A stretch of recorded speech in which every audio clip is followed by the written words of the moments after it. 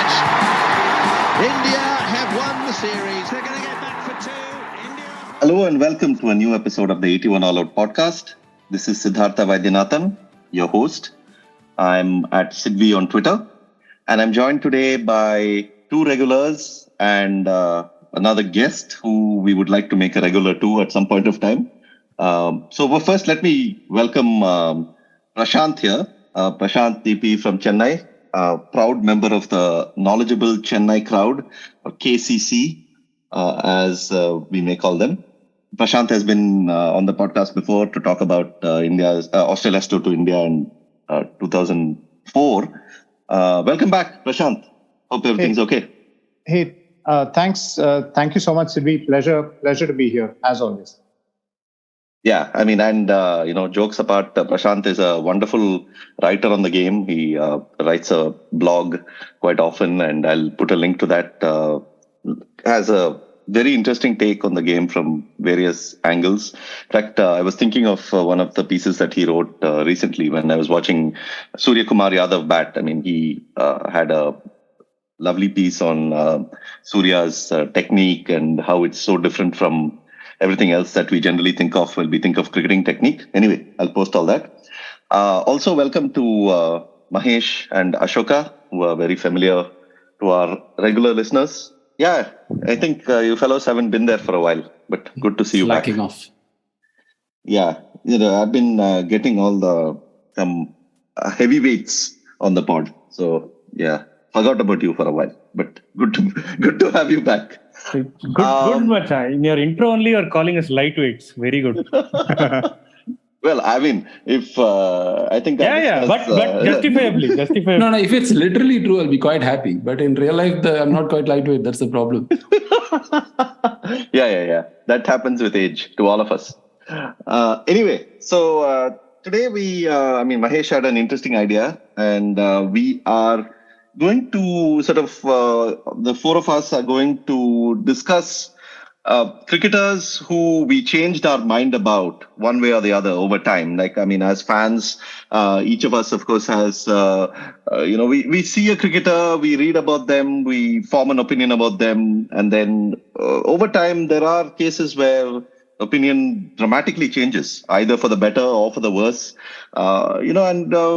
That's totally understandable. But we thought it's a great topic to discuss, especially now. I mean, in this, over the last 10 years or so, 10, 15 years, and with the explosion of social media, it's so easy to, form an opinion about a cricketer based on, one piece of news or one sort of anecdote or something that comes up. And then, you'll hear people saying, I can never trust this cricketer again. I don't believe that I followed this cricketer so carefully.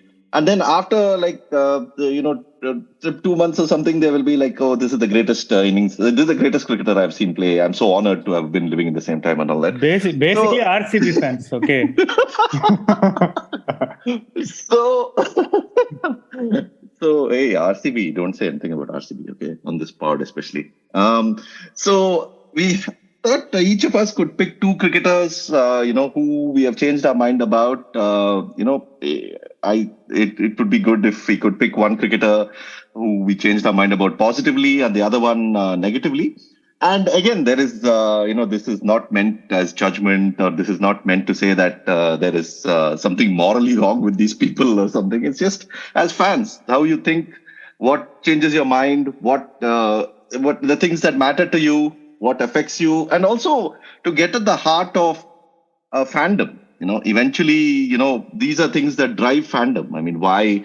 Of course, at one level, you're drawn to the game, but at the other level, you're also drawn to the people who play it. And why are you drawn to them? Why are you not drawn to them? And this whole conflict between the art and the artist, the sports and the athlete. And it constantly comes up. I mean, you can absolutely marvel at a cricketer's skill and their range and their mastery of their craft, but at the same time, you can also question the decisions they take in life, the statements they put out, their views on certain matters, whether it's politics or social issues or generally about their teammates or anything like that. So, yeah, Mahesh, any thoughts? I mean, you have this idea. You want to sort of say something before we start off with going around the table? Yeah, sure. I mean, one, it's an idea that's always fascinated me, but recently my son is deeply into cricket, and a lot of the questions that he asks, a lot of the sort of, sometimes he reads some books, sometimes he looks at some photograph and asks me some questions that makes me review a lot of my opinions about cricket, and like sometimes it could be just like one fact that he quotes out of nowhere, which makes me wonder what kind of a cricket follower I've been all my life. We are all a product of the circumstances in which we were like, we grew up watching cricket, and a lot of that blind spot he so easily pokes, and he's barely 7 years old. And to not have that baggage, to not have any conventional knowledge about the game, and to start from scratch gives him that vantage point that like pokes holes at so many of my sort of favorite picks, and also the favorite people that I don't like, favorite unpicked, so to say, the people that I don't like in cricket. So that's the starting point, and I will. I mean, I don't want to kind of get into the cricketer part yet, but when I talk about the cricketer, I'll dig a little deeper into this. And then last conversation that you had with Pradeep Magazine talked about how he felt when he saw Kapil Dev before. Like, I mean, you see Kapil Dev playing for India as a big thing, but when he was playing even junior cricket in Haryana, he was a massive thing. Like, people had not seen anything like that before. And so that's what provoked me, because I've been thinking about it for a while. Then this kind of triggered the thought in me. So I thought I'll probably expand just on that. Then I realized, it's not just me, right? Everybody would have had a similar journey and would have had a journey both ways. In fact, we did something similar when we first started 81 All Out as a blog, right? We talked about cricketers that we thought would go on to do great things, but did not. And cricketers who we thought would be duds and who went on to do great things. It's a sort of an expansion of the same idea. I'll link the podcast we did with Pradeep Magazine, wide-ranging conversation about his two books. But yeah, that Kapil bit was particularly interesting because he had actually played, cricket with Kapil at the lower levels, the college level. And he writes very movingly about, how astonished he was by Kapil's talent, and how Kapil ended up breaking his finger twice. Once with the ball, when Pradeep Magazine was batting, and once with the bat, when he basically hit a ball back and broke his finger when he was bowling. So, yeah. And then the other additional point in that podcast was also, how journalism can basically, strip you of all the idealism that you had before you entered the field. Because that's around when you actually start getting to know cricketers and to speak to them and to hear a lot of stories about them, hear gossip and things like that. And that it's extremely hard to retain that sense of, fanboyism or hero worship or something when you're a journalist. I mean, number one, it's good if you don't, because then it improves your writing too. You begin to stop gushing about people and write about them, write about their game. But number two, also, sometimes it takes away all the innocence that you came into the profession with, and which Pradeep talks about as well. Yeah, Ashoka. Yeah, so as Connor says, right, like over the course of watching cricket, our opinions about people change.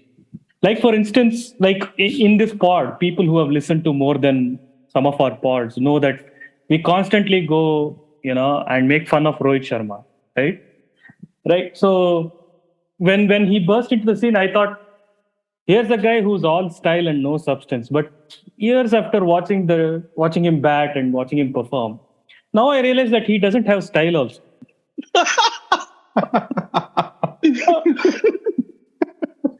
So, perfect. Yeah. I was just wondering where you're taking it, and you ended it perfectly. I was wondering, like, I've been watching cricket for 30, 25 years, and inevitably you change, and that, you start, if you're lucky enough to, think in certain lines, you start appreciating the sport more, and you start valuing people, as professionals. And that in itself is a refreshing point of view, because in our country, we have a national illness that of personality cults. We have a way of seeing professional cricketers as either heroes or, villains.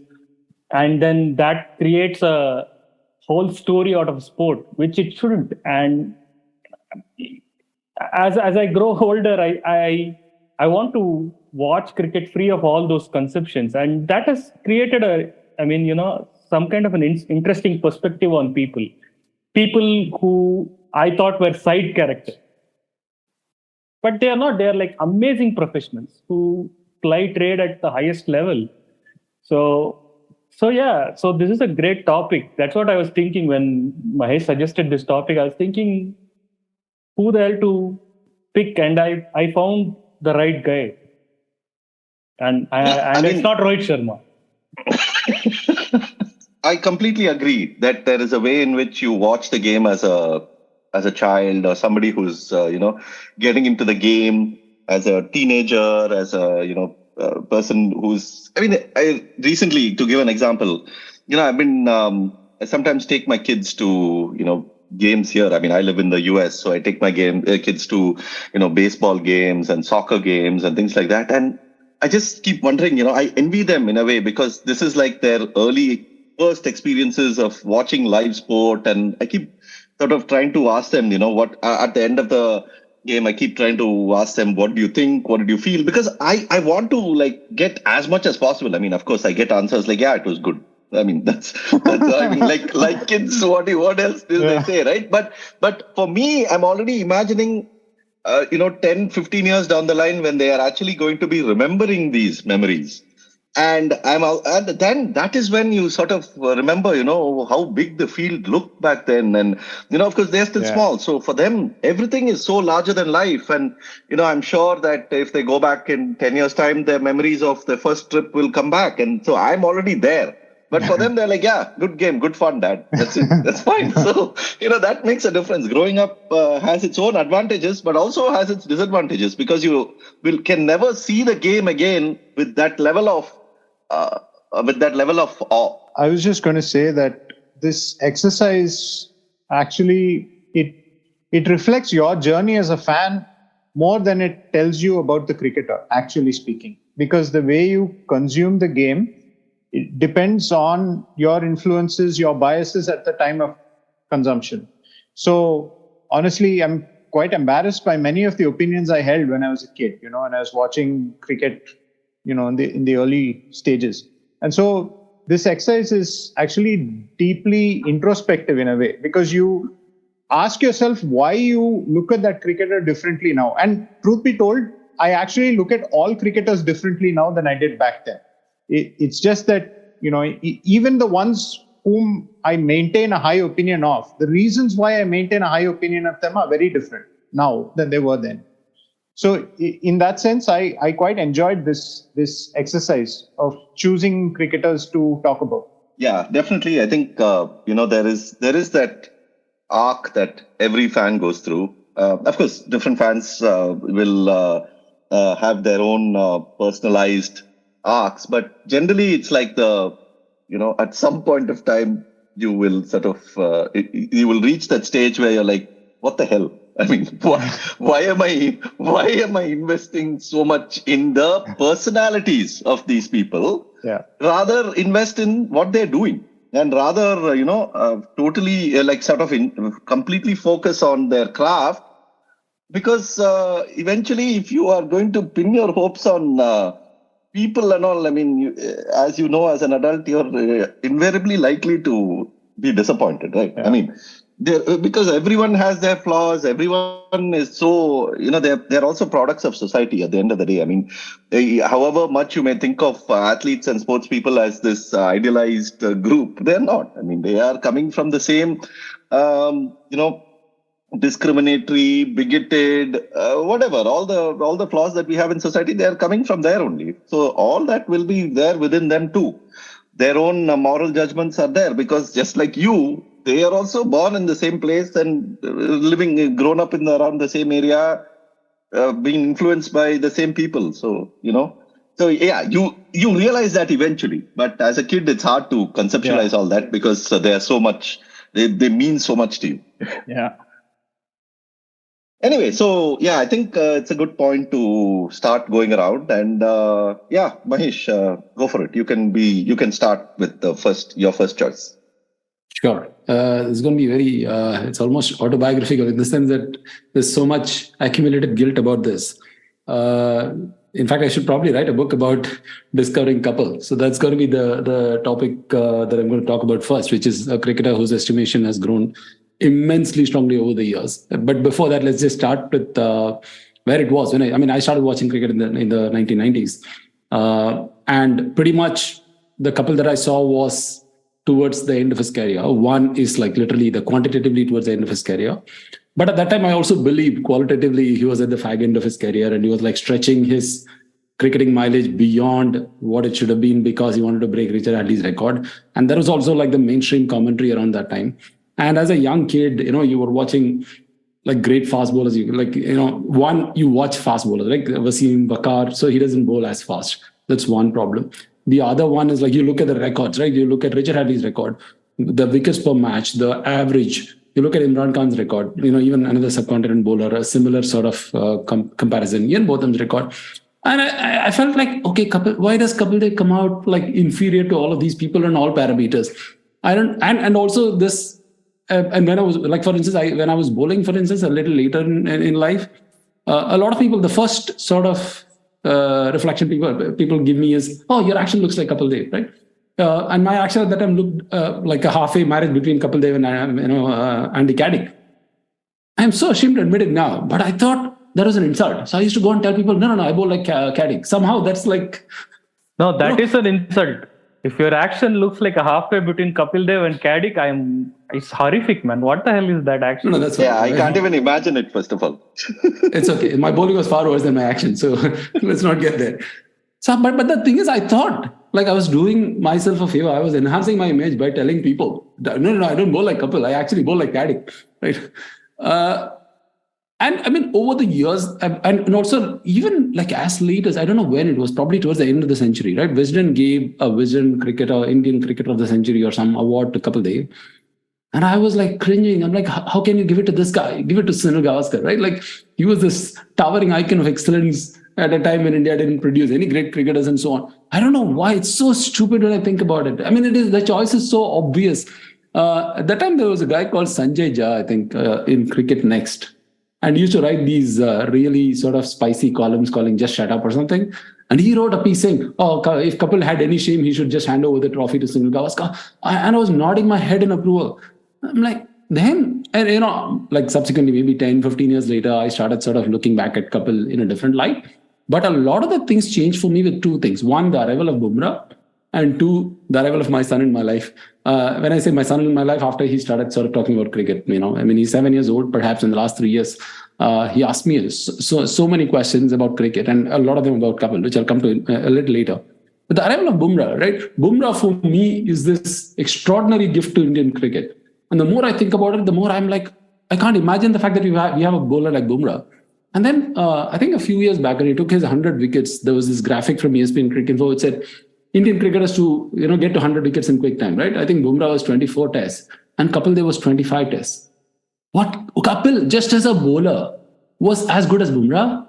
And at a time when the rest of the bowling attack was nothing, and Kapil started his career much younger, at a time when the fitness knowledge was much poorer.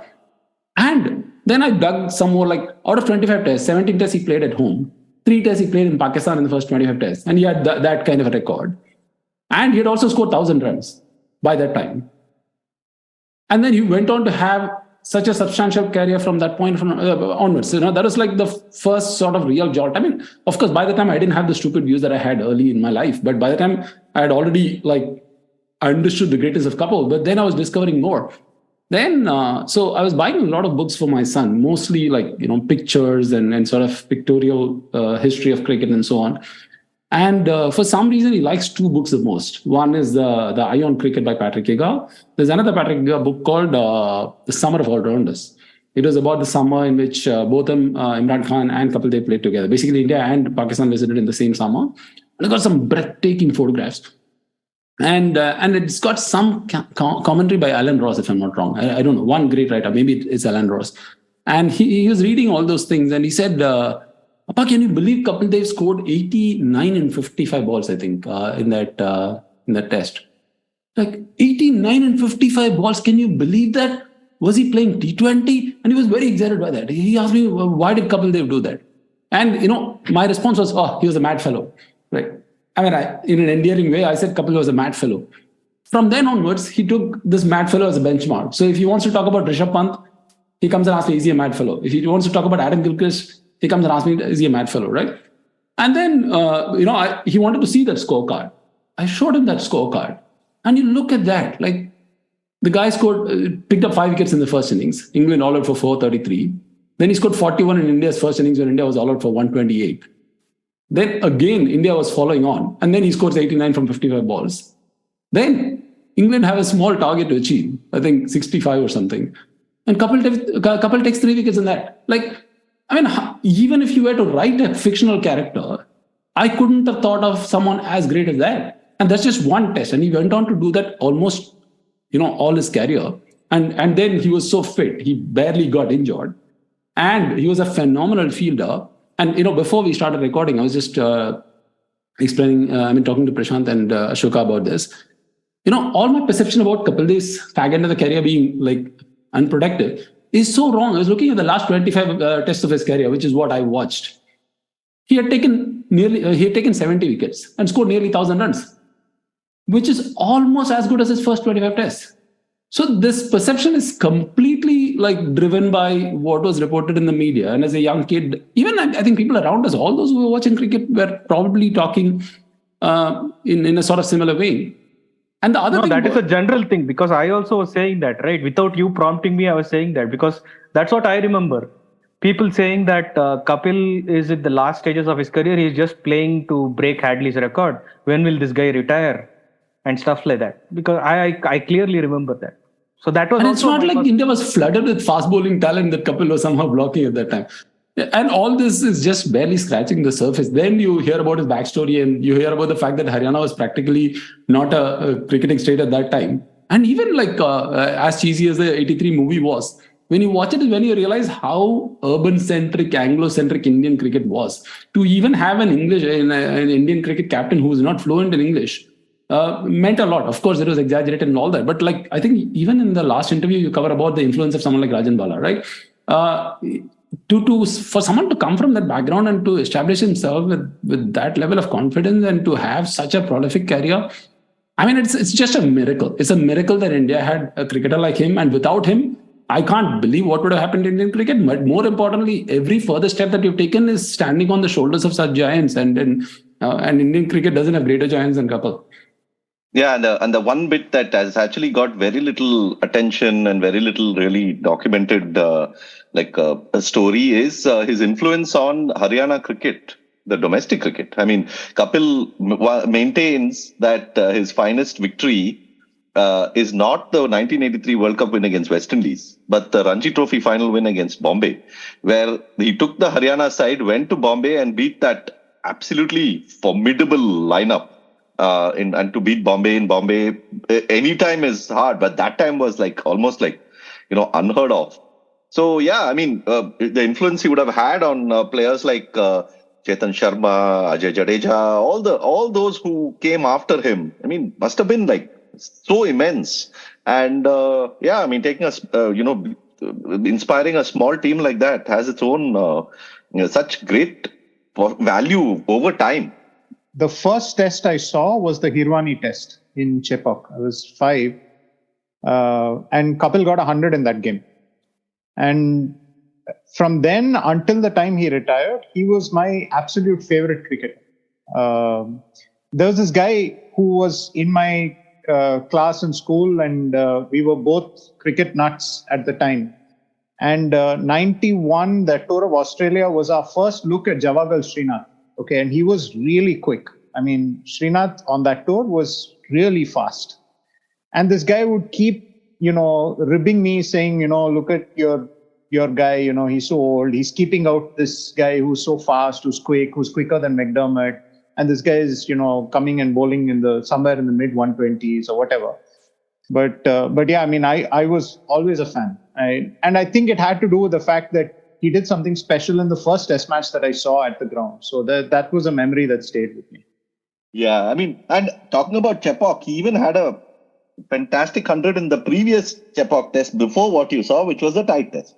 Right. So he had like that's the thing, right? He had like all these like phenomenal innings, and we don't even have footage of it, thanks to the great BCCI. But people, it's almost like it's so easily forgotten. I mean, I can imagine like each of these hundreds being worth like a book in themselves, in for other cricketers.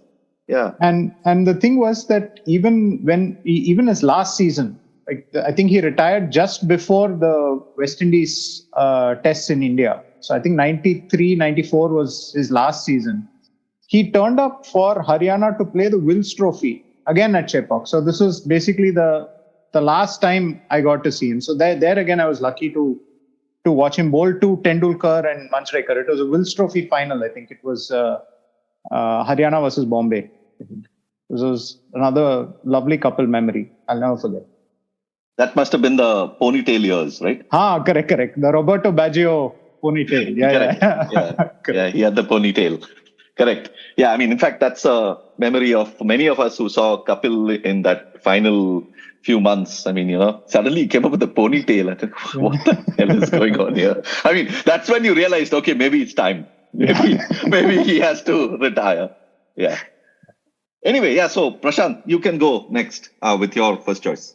So the cricketer that I want to talk about is Ravi Shastri. Simply because when he was playing, there was at least my friends and I, we always perceived him as this very dark, risk-averse, typical sort of Bombay cricketer who would bat very pragmatically, score 20 of 60 balls and things like that. And the perception was that Srikanth was the entertainer and Shastri was this, extremely boring batsman. And every game, so for example, if you see, and we would translate every loss, we would somehow find some way to make Shastri the match ka mujrim. So even that Sydney test where he got a double 100, right? And India came close to winning that test. So Shastri got a double 100 and he took 4 wickets, I think, in that game. Right? So logically, he could not have done more to help India win. But that's not how we saw it, right? We said he took so long to score his double 100 that we didn't have time to bowl Australia out. I mean, that was how skewed and warped the thinking was. But and then of course, when after he was done with cricket, he moved into commentary. He retired prematurely. He had knee trouble. I think that was a big pity, actually. He retired at the age of 30 or something, 30 or 31. And then he moved into commentary, and then he became this complete sort of almost of a kind of caricature of a commentator, where he would have this, just what the doctor ordered and trace a bullet. And, he had this whole bingo of phrases that he would go through. But actually, when you look at his career now, there is so much that, that points to a brilliant cricketer. Because in the period that he played for India, the 81 to 92, he scored over 1,000 runs as an opener, averaging 44. And I think during that period, as an opener, he averaged even more than Gavaskar. He was that good. And he was shunted up and down the order. He was willing to kind of work on his game. He was like this very, very versatile batsman, because there was a big hitting side to Shastri as well. I mean, he was someone who could clear the rope. So in fact, in that tight test game against Australia, he plays like this really crucial cameo that brought India really close. He got some 40 odd or something. So he was actually a remarkably versatile cricketer. And he was also a very, very good left-arm spinner. It was just unfortunate that he had this knee injury that held him back. And of course, he's a left-arm spinner bowling in a pre-DRS era. So, he probably would have taken a lot more wickets if he was bowling today. And also out in 17 test matches he played as an opener, I think 14 of those were overseas. So it was actually the toughest gig, if you look at it. I mean, there were lots of openers who had some success in India, but to have a makeshift opener, quote unquote, do that well over that time period and playing the attacks that he played, I mean, it's not an easy thing at all. So we should have celebrated him much more as an all-rounder, and instead we kind of remember him as this kind of utility man, or this. There's this very damning phrase that cricketers that is used to praise cricketers. They say that the best thing I will say about him is that he got the most out of himself.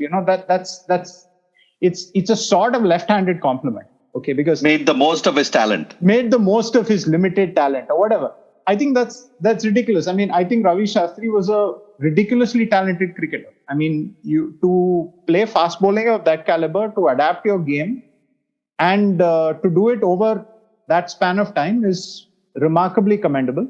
And I'm not even getting into his leadership skills, and the fact that even today, if you talk to Bombay cricketers of a certain vintage, they will tell you the role that Ravi Shastri played in guiding them, in helping them, in molding them as young cricketers. So this is a very nice piece. I think, Sidvi, you've written a lovely piece on Shastri, and Sharda has also written a very nice piece on Shastri, where she talks about the Ravi Shastri who kind of, that 93 Ranji team, I think that was his last season, and they won with a very, very young team. There was no Venkateswarlu, a lot of the stars were missing, and he won with this very young team with Amol Mazumdar and Vinod Kambli and stuff like that. And he was very happy for them to get the limelight. He felt that would help them blossom. So there is that as well. Not to mention the fact that when he was the coach of the Indian cricket team, I mean, we don't know whether it was Kohli's strategy, Shastri's strategy, I mean, whose idea it was, but the fact is that India was incredibly adventurous in its selection. I mean, they played 5 bowlers no matter what. The thrust was on getting 20 wickets. So all of that was very, very refreshing after seeing, India play 4 bowlers and struggle to bowl the opposition out, to say that, it doesn't matter, we'll score 300, but we'll make sure that we take 20 wickets and we'll try and win tests. That was brilliant to watch. So, I mean, all in all, I think Shastri deserves a lot more credit than what I gave him, 20 years ago. Yeah, I think there were 2 phases, 3, like there was one arc there as well, right? Like the 1985, the Champions of Champions was really like made him quite a hero for many. I mean, I remember still, 1985, I was still really young, but I still remember that image of Shastri being this superhero at that time. And, Sportstar had like this, that star poster of him, which I had obviously put, like many other posters, I'd obviously put pinned up on the wall. And there was a certain thing about Shastri being this big hitter that was also around the time when he hit those 6 sixes and all. There was a big hitting element to him.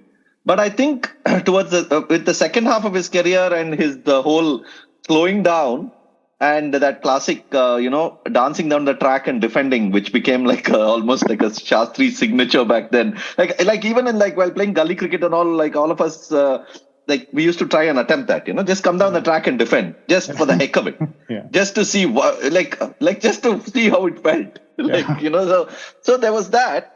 And then the commentary, but the commentary also, I think the caricature bit started only later. I think in the 90s, there was something to say about Shastri's commentary. I mean, I was recently listening to, I went back to that Coca-Cola Cup in 98, that Tendulkar's famous series. And I was listening to Shastri and, along with Tony Gregg and Richie Benaud and Ian Chappell and things, he actually holds his own. And, that's like quite a good commentator to be able to not be completely eclipsed by those 3 names means that he was good. But then I think over a period of time, then we got so used to him that it became like his phrases then started getting on your nerves. Yeah. No, also the double of being a host and an expert commentator is such a rarity that only Richie Bano has really broken through, right? I don't think it's easy to do both, and he tried both, right? I mean, at one stage he was pretty much the voice of Indian cricket. I mean, so he can't be Harsha Bhogle and an expert commentator, and he was trying to mix that. So naturally, it had its own pitfalls. Like he didn't have the advantage of being Ian Chappell, right? Ian Chappell is always Chappell wherever he is. He's not like talking, he's not explaining the situation to you or whatever. He's just giving his opinion on everything. And that can only happen if you have other people around you who are explaining the vanilla things about cricket. Sure. Yeah. Yeah, and I think as coach also, he suffered the whole caricature of being this, man who enjoyed his drink and just chilled out. Well, nothing happened and all. But I think one of the things that, that he has and has always had is this fantastic reading of the game. And whether it is, that even if it means just like a small observation here, gentle a suggestion there. I mean, he was the one who came up with this whole. He and Bharat Arun have spoken about how they wanted to shut off one side of the field when they were bowling to Smith, and which ended up working. So those things, those tiny things over time. If you have somebody like that who's just giving you those little suggestions, who's making that additional incremental impact, it makes a huge difference in a team. I mean, you may say that international cricketers are good enough to know what to do, but sometimes they aren't. Sometimes they do need that left field thinking to come in. Sometimes they do need somebody who has seen the game for over 30 years to tell them some things and to say ways in which they can speed up the game, ways in which they can slow it down, the difference all that makes. And I think as coach, I think his biggest legacy for me is that he said, forget about the pitch. I mean, his famous line, "Baad mein jaye pitch," right? I mean, that how many, it was so common for India to go abroad and to talk about pitches, and then when they were at home to say that there need to be more spinning pitches, all that, and then after that they were like, no, we're going to win everywhere, and they developed an attack to win everywhere. And now, especially in India, it doesn't matter what kind of pitch you have, and even abroad, I think they compete, irrespective of the kind of pitch, they compete. They may not win everything, but they compete far better than previous Indian teams. To use the word that's the most abused word in today's corporate parlance, Ravi Shastri was displaying growth mindset. Now, that is what the doctor ordered. All right, Ashoka, go for it. So Conrad spoke about the first Indian fast bowler to play 100 tests. So I think I'm going to speak about the second, I think. Ishant Sharma. In continuation of what I was saying before, like Ishant Sharma was hailed as the next Indian fast bowling hope when he did things in Perth. And that story has been told like now 10,000 times or 20,000 times. So that doesn't bear repeating. But what happened after that was, I mean, he went from there to a meme. He became an internet meme when, social media was picking up, and his entire first half of his career, he suffered because of that. And generally, his bowling also took a dip because there were some technical issues, and people were saying how his fuller ball was slower and all that. And he admitted as much. And then as the story goes, when fast bowlers in India struggle, they always say, go to England, as if England has some, secret ingredient where you go and become like a killer fast bowler. This is kind of the homemade Ayurvedic remedy that they give for fast bowlers. Like if you struggle everywhere, I think you should spend 6 months in the county and come back. So yeah, but what happens is that luckily I think he meets Jason Gillespie, and Jason Gillespie kind of gives him good technical advice, which Ishant is good enough to implement. And the last 6-7 years of his career, he's like amazing dude. And I generally feel that, I mean, we don't talk about Ishant enough because we are blessed with Shami, we are blessed with Bumrah and even Siraj. Ishant has been magnificent in the last 6 or 7 years. Like going from the guy who had like 200 wickets with the worst average strike rate, even poorer than Vettori and stuff. He has come and he's now, his record right now looks very similar to Zahir Khan's record, right? And that speaks volumes about how this guy has improved and become like a star bowler in the last 6 years, right? And that's something that that's something that astonishes me. Like how could the Ishant that I knew in the early 2010s be this Ishant? And that's a testament to his skill, right? Like he has transformed himself. And the first time I noticed that was in the 2016-17 series when Australia came to India. And in that Bangalore test, which I still believe is like one of the best tests that I have seen, that second day when Australia were like batted the whole day for 180 odd runs, Ishant and Umesh just kept them pinned. Over after over, they didn't get any wickets. I don't think they got even 2-3 wickets among them. Maybe a wicket each. I'm not sure. But all I remember is like over after over, every ball was like in the channel or top of off stump or just outside off stump, giving nothing away. And as a viewer, it was a different experience. Like when you go to a test match, you watch stuff and then there is a cool off period where your attention is taken away by the crowd around you. This happens in almost every single test match that I've seen. But that day, I think, were you there, Mahesh? I was there actually. Yes, we were all there together. Yeah, we were there together. And no, sorry, Prashant was not together with us, but he was. No, he was I was there. Okay, yeah. okay. I just sat there and watched that entire day, dude. And I was thinking, dude, this is Ishant Sharma. What the hell is happening here? This should not be the case. Has this guy demonically transformed into some great bowler? What the hell happened? And then I started noticing his performance. Despite, being Bumrah blinding us with his brilliance, you always see that Ishant is not letting things go away. And I think towards in this period of 6 or 7 years, he somehow learned to go around the wicket, pitch it full, and then get the ball away from the left-handers a little late. And that started making him super lethal to, left-handed batsmen. From a guy who we all cursed, including me, saying that why is this guy being given such a long rope?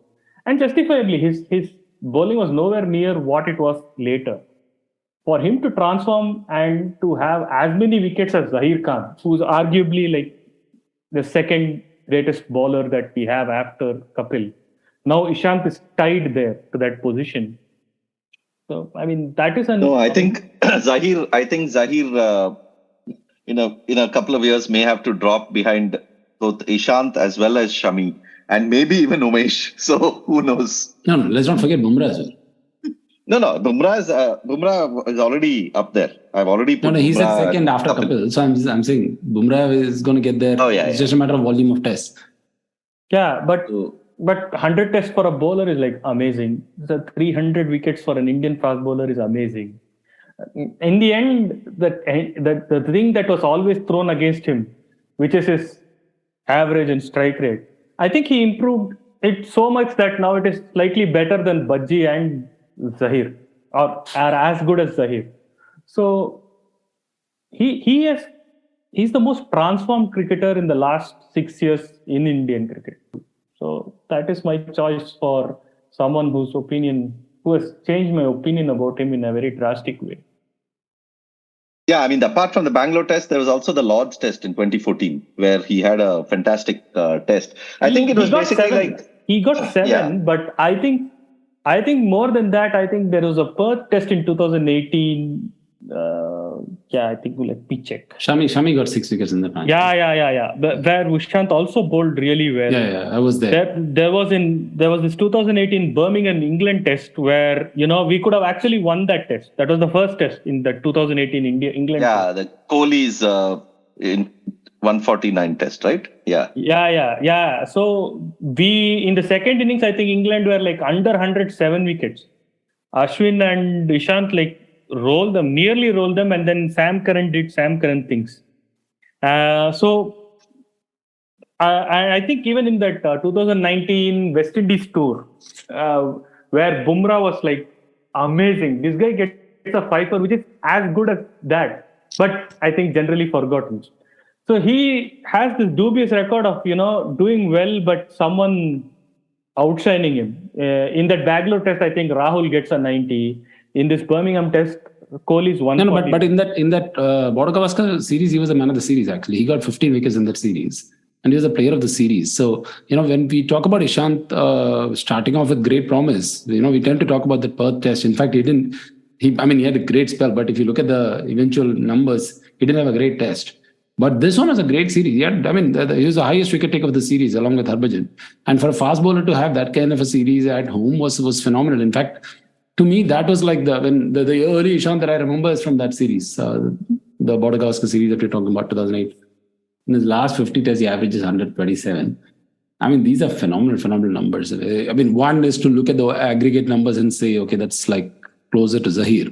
But I don't think Zahir had as good a 50 test stretch as Ishant has had in the last 50 tests. So the peak of Ishant is perhaps superior to the peak of Zahir. No, and also in recent years, if you think about games where he's actually bowled badly, you probably say maybe the Headingley test on India's tour of England. But apart from that, you'd struggle to think, especially in the last 5-6 years, to think of a test match where he didn't bowl well. He's been remarkably consistent. But also on that Bangalore test, it's really interesting. I love the way you describe it, because it actually felt like you were watching McGrath and Gillespie in 2004. Watching Umesh and Ishant bowl on the second day, which was incidentally when all this brain fade tamasha happened, was something special to watch. And it was, even though only 180 runs were scored, I don't think anyone who was at the ground that day will forget Ishant's spell. It was really something. Dude, I couldn't get up and go for the loo, man. I was just stuck in the seat. I was like, why is this so intense? Yeah. I was getting tired watching the match because I was focusing so much, because every ball threatened an event, like a wicket or something. Like there was like constant oohs and ahs every single ball, and I've never seen a day of Test cricket that engrossing in my life. I was like, I remember telling cricket coach Subhash, like, "Macha, we need something to drink. This is exhausting. I'm completely drained watching this match." Yeah, I'm looking at the scorecard. I see that day had 197 runs for 6 wickets, and 90 overs were bowled. So you tell somebody that 197 and 90 overs, the first thought is, what a boring day. But it was like exact opposite of that, right? It was probably one of the most engrossing days of Indian Test cricket ever. And talking about Perth, Perth, of course, Ishant in Perth, and that famous spell to Ponting, and where he gets Ponting is very memorable. But just before the Australia tour, there was a Bangalore test against Pakistan. And in fact, that was my first sighting of Ishant Sharma. I was at the test, and he gets 5 wickets in the first innings in that test. And he had, his action was like vastly different then. He was just about it was even different from what it was in the Australia tour, because by then he seemed to have at least got like a bit of rhythm and a bit of more streamlining of his action.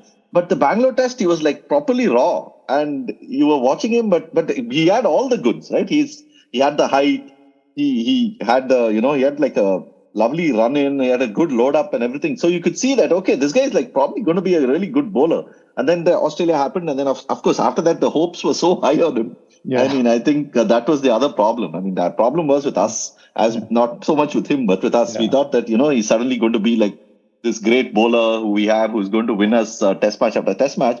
And, everyone's not a Bumrah, and people take time. And Ishant eventually end up becoming a great bowler. But, you can't just think everyone's going to come in like Bumrah and just demolish sides from the get-go.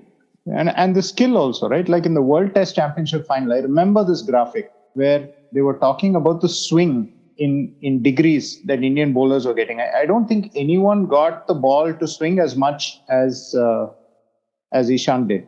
He was actually able to swing it around and seam it around in that game. Yeah, and that especially for that bowling attack, it is a crucial sort of dynamics, right? Because everybody else is a proper seam bowler, hit the deck kind of bowler. Yeah. So recently on the Bangalore test, is it the same test where Kumble bowls seam up in the last day of the test? Yes, exactly.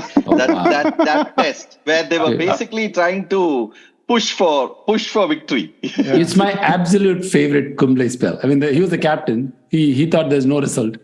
Yeah, so he delays the declaration. And then because the test match was petering out to a boring draw, he tries to bowl seam ups. And a couple of the leg cutters that he bowls are mind-blowing, just mind-blowing. In fact, I mean, that match shouldn't have even gone to that extent. I mean, Pakistan had to basically bat out like 35 overs or something like that on the final day. And, everyone is like, what is the point even? I mean, this is going to be a drab draw and something. But India got 7 wickets. I know. Kumble the bowler made Kumble the captain look bad. Yeah. So, and that game actually got close. I mean, had no business getting so close. I mean, there was a point in which we thought India is going to win that test. And that match was like, had draw written all over it. No, that leg cutter he bowled to Yasir Ahmed is to me one of the greatest balls I've seen in my life. Like I could nominate as ball of the century. It was so good. Yeah, of course, but no, we can't see it thanks to no video, thanks video to people that can't available. Be named. Yeah. Yeah, exactly. Okay, so for my first choice, I'll have to. I mean, it's a cricketer from another era. I'm going to pick Ian Chappell, and the reason for this is that a lot of I'm not old enough to have watched Ian Chappell play, but so everything that I know about Ian Chappell's career was from reading about him, and for some reason I don't know why. I mean, it's probably because I didn't read enough books from Australia. I was reading a lot of the Indian media when I was growing up and things. The image of Ian Chappell was part of this rebellious Australian team, this heavy drinking team, anti-establishment, didn't really care for anything, massive sledgers, abused the opposition left, right and center. And sort of this bad boy image that was built up for me, and it stuck with me. It's like, I didn't really think, I mean, I always knew that he was a very good cricketer, but there was something that was in that whole story and image building and all that didn't stick well with me. All right. So, and there was also this, whenever he used to commentate about stuff, there was also this sort of people in my own family, they used to point out the hypocrisy, of Ian Chappell talking about, the gentleman's game and all that. I mean, not gentleman's game, but Ian Chappell talking about how one behaves on the cricket field and all that, because they were like, oh, okay, these guys were like thugs on the cricket field. This was the image that was built up for me.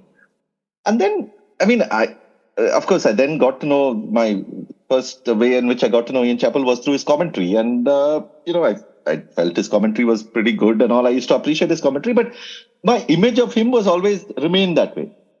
Until I actually then, of course, after a period of time, started reading more books from Australia and sort of understanding what the context was, understanding his whole fight with Bradman and the World Series cricket, why he ended up having to, stick up to his players and all. So that itself changed my opinion of him quite a bit over time. So by the time it was in like the mid 2000s and all that, I had already changed my opinion of Ian Chappell because I knew what the situation was.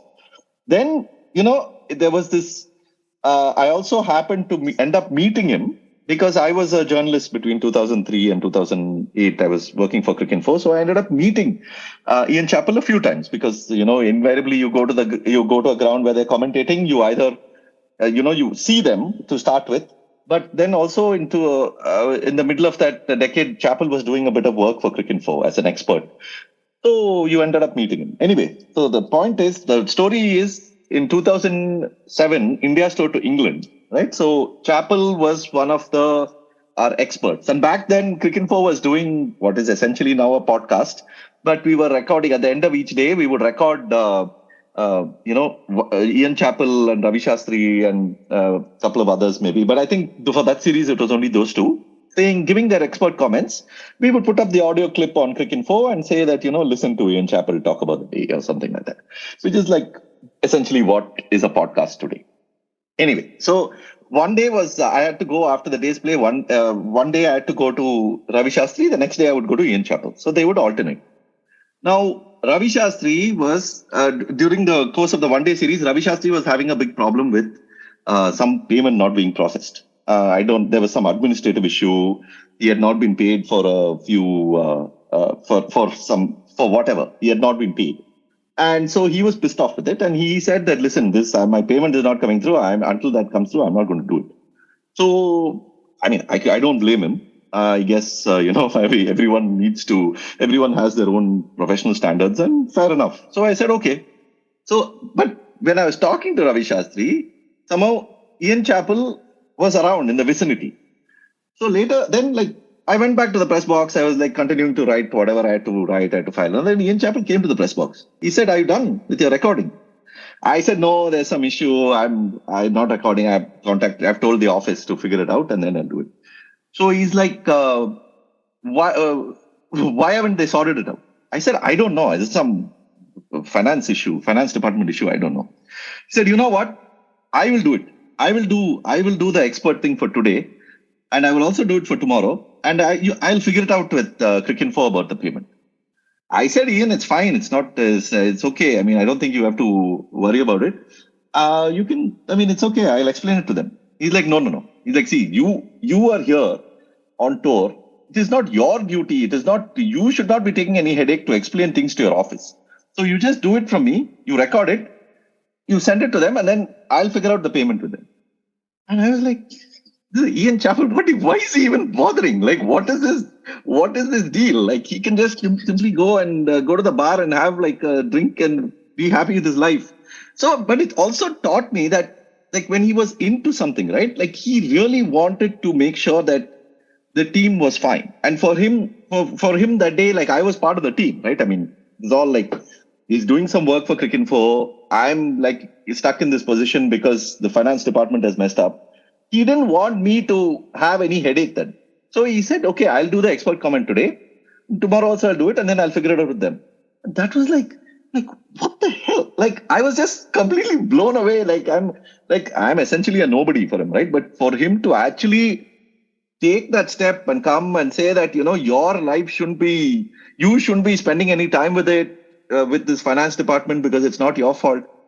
I was like, what is this? I was quite blown away. Anyway, then after that, I hardly spoke to him. 2008 happened. Then 2014, I was part of this team that was putting together the Cricket Monthly magazine. So that time, we decided we'll get some pieces. We thought we'll come up with this series called Hate to Love, where, you write about a cricketer, essentially like this only. Write about a cricketer who you really like, but grudgingly admire. Things like that. So that was a good series going. So I thought Ian Chappell can be somebody who can kick off the series. So I wrote to him and I said, Ian, not sure if you remember, but, we met in 2008. I was the one, I gave one general background introduction and all that. And then asked him about the piece. Then first, within some 10 minutes, I get back a reply. Said, what the F is wrong with you, mate? Of course I know who you are. Stop all this nonsense. That's it. That's the end of that reply. So then I said, okay, sorry, Ian, can you write this piece? He's like, yeah, of course I'll write it. Tell me the date and tell me the deadline, and of course I'll write it. So, it just, the more you get to know the man, the more you sort of begin to realize the qualities in him, the loyalty, the sort of how much he values people who he doesn't really need to pay much attention to, technically. I mean, given his stature, given what he is. I mean, and then you, of course, hear from people like Clayton Morzello and others who have interacted with him for a long time, Gideon Hay, and you realize that there is a certain, remarkable quality about this man, and the way he treats people and the way he, the values that he holds close to him. And that, I think, makes a huge difference. I mean, so when you actually get to know people, it's often said that in journalism, it's said that your heroes are sort of, you are let you down when you get to know them. But I think in Ian Chappell's case, I mean, he was never my hero because I was too young to have seen him play and all. He was not my hero. But in Ian Chappell's case, the more you get to know him, the more you begin to actually respect the man and what he stands for. And of course, there's so much else to admire about him. He has been, he has played a huge role in a lot of social causes in Australia. He's very, very strident about climate change. He's very particular about, the prisoners that Australia have had in many of their islands, the refugees who they've imprisoned. Plus, his cricketing views are always trenchant, and you may disagree with them, but there's always something to think about. So yeah, I think the more you understand him, the more respect I've had with him. So yeah, he's the first cricketer who's my choice.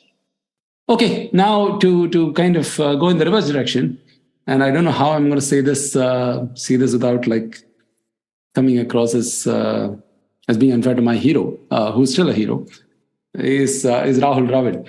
And there's a bit of a story to this, because then when Sachin was immensely popular, when there was no other, it was nobody could have disliked Sachin. This was the mid-90s.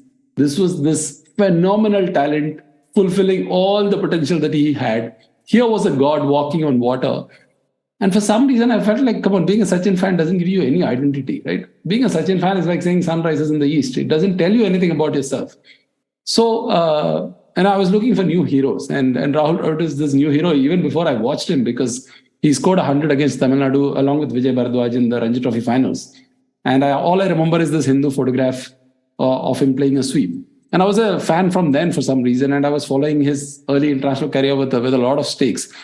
And then for me, finally to see this guy becoming this great test batsman with over 50 average at a time when Sachin was dropping off, gave me immense satisfaction.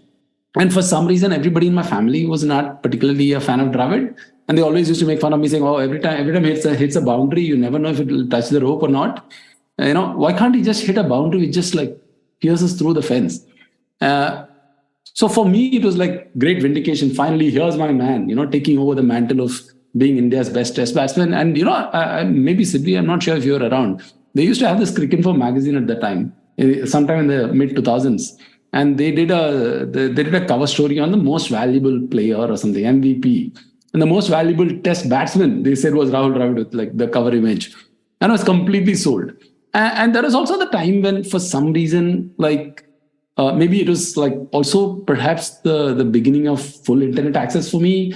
And all of a sudden I was reading these people, and most of the people who had access to write are people with a very sort of, elitist sort of views. Okay, this guy speaks well, he speaks, he's humble, and then he scores when it matters. And then all of a sudden,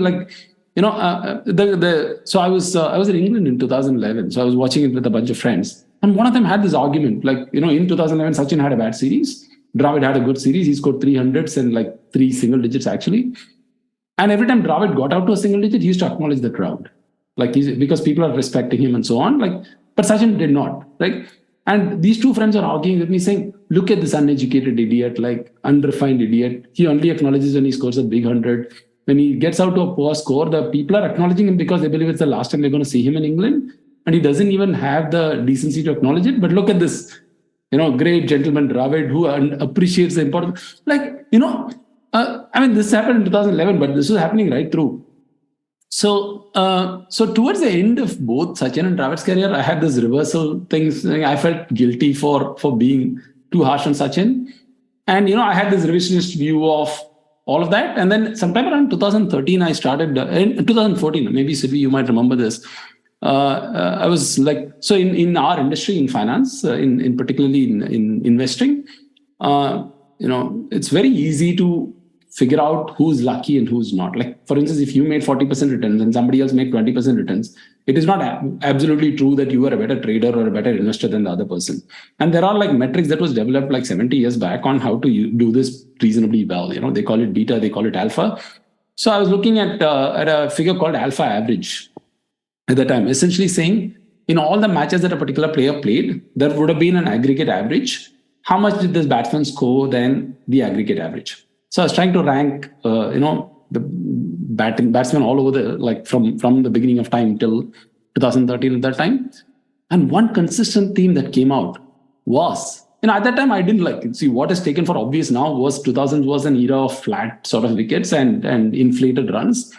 But I don't think I was fully conscious of that. So as I was working out these numbers, when I realized, and I'm like, Sachin had this exceptional 90s and he tapered off in the 2000s from his sort of elevated peak. That's about it, right? You remove Sachin out of the picture because everything about what we know about Dravid, what we know about Ponting, Callis, all the icons of the 2000s is with reference to Sachin, which is a problematic thing because Sachin was not at his absolute peak in 2000s. You remove him, then all of those averages were so inflated. In fact, then I went back and dug up the numbers across decades from like the first test till the end of 2013. From opening to number 8, 2000s figured in the top 3 decades of all time in consistently for all batting positions for top order. Funnily, for some reason, number 8 to 11 did not score as well in the 2000s. So one, it made me revise my view of pretty much every hero of the 2000s, and you can clearly see that was also the era where most batsmen were averaging more than 50. So one, that was a systemic sort of dropping down of Dravid stocks. And two, you look at it specifically, right? His record against South Africa was not great. Against Pakistan was not great. Australia was good, but if you kind of filter that further down, saying, okay, series in which McGrath and Vaughan played at home, he was not great. Series in which McGrath and Vaughan played in Australia, he was pathetic. And then you stand alone sort of try to bring it down. And then you look at Sachin from that revisionist victory, even Sena, for instance. I'm not a big fan of that filter, but the moment you put that filter, Sterling is, Sachin shines through, right? And, the impact index guys created something. I mean, there was this mainstream hatred for Sachin around that time where they thought he was a joker, he was not winning matches. And somehow, like a batsman could win matches. And Dravid's rise also coincided with better bowling attack for India and so on. So, I think after the 2013 exercise, Dravid and that the era of that, all batsmen with more than 50 average, I had a massive sort of downgrade of all of them. Even now, I absolutely love Dravid, but the whole narrative around Dravid being this gentleman, this, this nice urban Bangalore boy, that gets way too much weightage. And his career is not put through as much scrutiny as other careers are. And even the idea, the other thing about Sachin is he doesn't speak out. He didn't speak about match fixing. I'm like, okay, fine, but your sort of urban icon, Dravid, who's got the perfect words for every occasion, I haven't seen him speak out.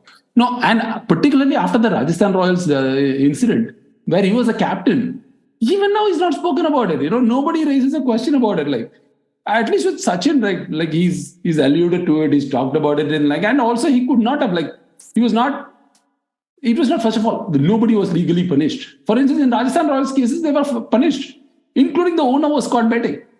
He did give a statement. But I'm just saying, of course, Sachin also gave a statement. Sachin also gave some other statement. What's the statement? I don't know anything. Was that the statement? What do you have against good urban Bangalore boys, man? What did they do to you? If I had something against such people, I wouldn't be doing a podcast with a fellow like that, right? From the same school, if I'm not wrong.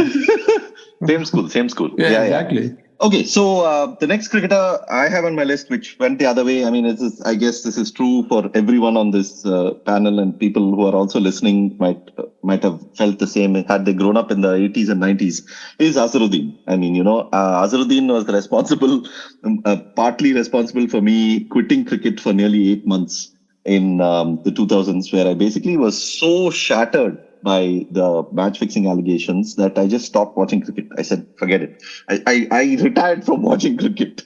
And the thing is, it's very hard to describe to people who weren't around then to talk about the value of Azhar. There was a certain, it was almost like there was this cricketer who was created in some sort of laboratory specifically to give joy to people, who was then created and then he was put on the cricket field. And, Azhar, you can look at all his statistics, runs, the numbers, you can look at everything, but there was that additional element of joy and charm that he brought to people watching the game and being introduced to the game that's just incalculable.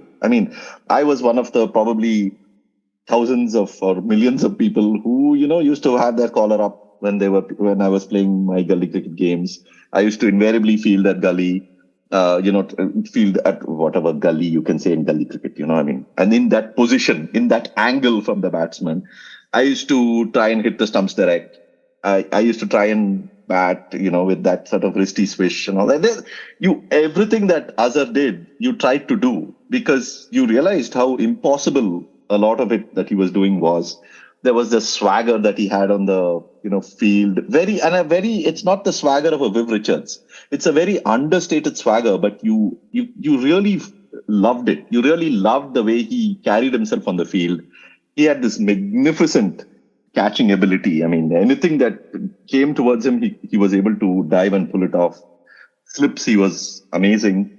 And just that sort of that willowy presence of it, watching him bat.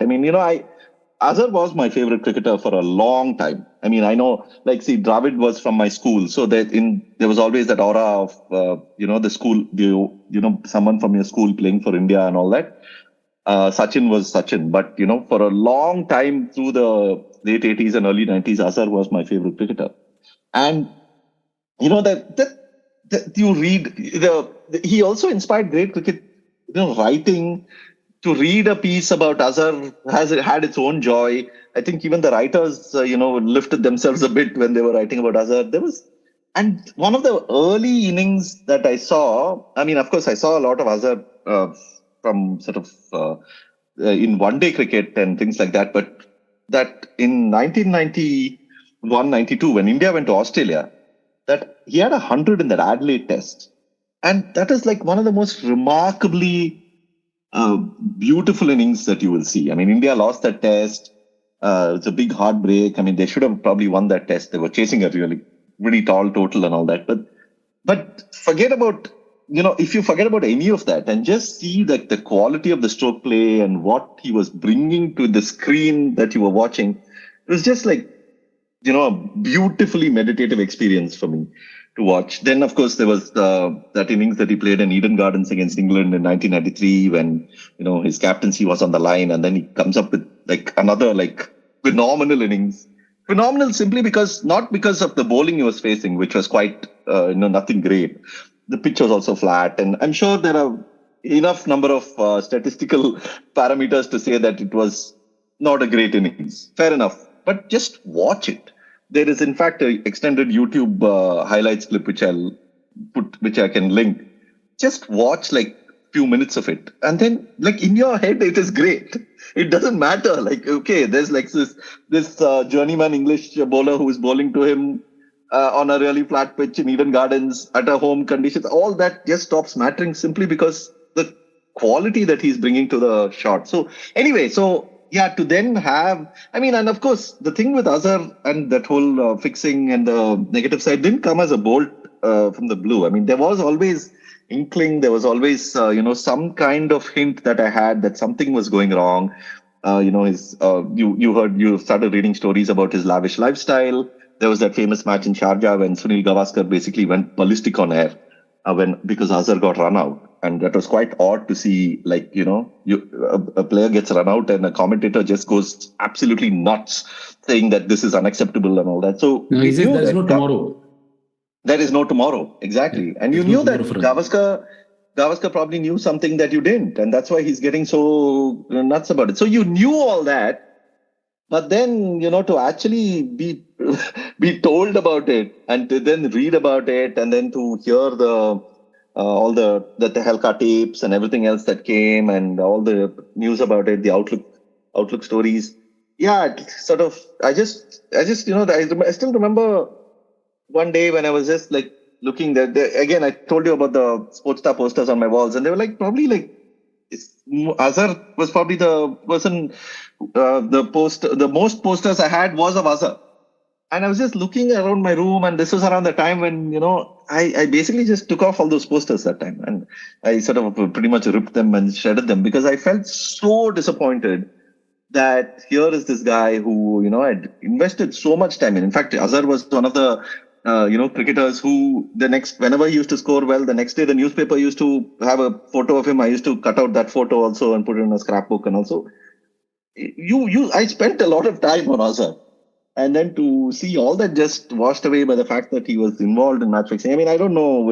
Nothing is proven. You can say that, nobody has been able to really say anything. The bans also eventually, it went away. Now he's very much in public life and all that. I mean, it's not like I hold any major thing against him now. He is what he is. But yeah, that time was a massive, massive letdown and sad. I would... I don't have him. As I said, there's nothing against him. But as a fan, I think that was like a crucial point for me where I said that, there's only so much one can invest in cricketers and not expect too much more.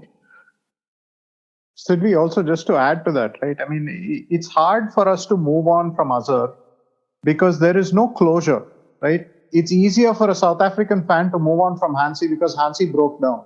Hansie apologized. Hansie finally came clean. But with Azhar, that never happened.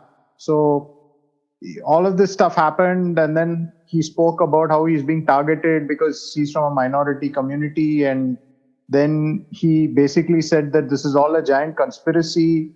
And every time he appeared, there was almost this very defiant, unrepentant stance that he would take. And he didn't appear in public very often either. And then there was that ghastly biopic. I mean, I couldn't even bear to get past 10 minutes of it, by the way. I mean, it was, all of this makes that wound fester, there is no closure. We are not able to move on. Yeah, and I guess that's how it will be. I mean, now it's too late to even, now probably most people have moved on from it. Many people don't even remember it. And yeah, I think we are now part of a small group who just talks about it. And that's, what else can we do? Yeah. One of the things I've noticed about people, especially people like you who grew up worshipping or, like celebrating Azhar as a batter and then went through this journey, there's a lot of hurt and you would be, it's very natural for people to be angry about it. I mean, of course, you have no right to be angry as such against a personal individual, but I'm just saying, as someone invested in a public life. But one thing I always found fascinating is that when they recollect a particular batting innings of his, somehow the joy comes back. I was wondering where you were going with this, because when you're talking, you were still celebrating his batting. I'm like, aren't we talking about like cricketers whose estimation has gone down? Like, where are you going with this? That is the thing, because watching Azharuddin bat, and that is something that very, very, very few cricketers have the skill to do, is that they could put you in a mood where you forget about all the other things around them or all the other things in the world even, just because of the nature of the batting. And it's like you just have to watch that ball, that replays again and again. I mean, I can put several YouTube links for people who haven't seen it. You get immersed in the batting itself. And that is very, very rare for a cricketer to be able to do. And that was the charm I think Azhar had. He could just pull you into that zone, and then you could actually forget about everything else that happened and just watch him bat. I have a deep suspicion about myself only, because I was like a hardcore ex-Sachin Bhakt. But I think I was a closeted Azhar fanboy. You can't say that out in public because you have branded yourself as the Sachin Bhakt. Like, you will die for Sachin. But then this was like some forbidden love. Azhar was. Yeah, exactly. Azhar was the forbidden love that everyone had. And some used to be open about it, and some used to be closeted about it. That I've also experienced in among many of my circles also. It's very hard. I mean, I know a lot of you listening are probably watching, hitting every day of the week with the IPL. But the way Azhar used to hit the ball, the way Azhar used to hit those sixes, or he used to hit those fours, it's like very, very unique in a batter. I mean, you don't get to see that kind of elegance in aggression that much. And to just watch it was phenomenal. In fact, I want to mention one final anecdote. In maybe it was around 2007, I went to Hyderabad to interview VVS Lakshman for a cover story. Again, that Cricket Info magazine cover story. 2006 this was. After the West Indies tour, we had come back. Because he had told me in West Indies, I asked him an interview in West Indies. He said, no, I don't have time and all. I said, come on, man, like full tour, you've been telling me you don't have time. He said, you know what? After the tour, I'm going to Hyderabad. You come to Hyderabad, I'll give you an interview. So I went to Hyderabad and we did that interview. But since I was in Hyderabad, I thought, I'd heard a bit about Azhar's sons playing cricket. And so I thought, if I could go watch a match of theirs or something, it'll be really, really fun to see how they're playing. And I actually went to a school game that where both of them were playing, and I fixed up an interview to talk to them and all that. And Azhar's second son, like his first son was a left-hander, and he was like a pretty, nothing, like not a standout batter or something if you look at him, like any other school batter. That's Asaduddin. But then his second son, Ayazuddin, he batted exactly like Azhar. Like there was like the mannerisms, the way he batted, the way he stood, his stance, even that signature tongue out that Azhar had, right? When he used to whip the ball and he used to put that tongue out at an angle. Ayaz even had that. And for me, it was like, I was thinking to myself, like, this boy probably doesn't know how much it means for me to watch him batting like this. Because, anyone who saw that would just melt in nostalgia. That's the amount of nostalgia that he brought. I even wrote a piece about it, which I can link. Tragically, Ayaz ended up dying in a car accident a few years later. And, terrible, terrible news that came in. And again, I mean, I don't know how, if he would have made it to the Ranji Trophy or if he would have played for India. I don't know how good and consistent he was. But just to see that little boy bat, it's amazing how moved I was in that brief period of time. And simply because his dad brought so much pleasure.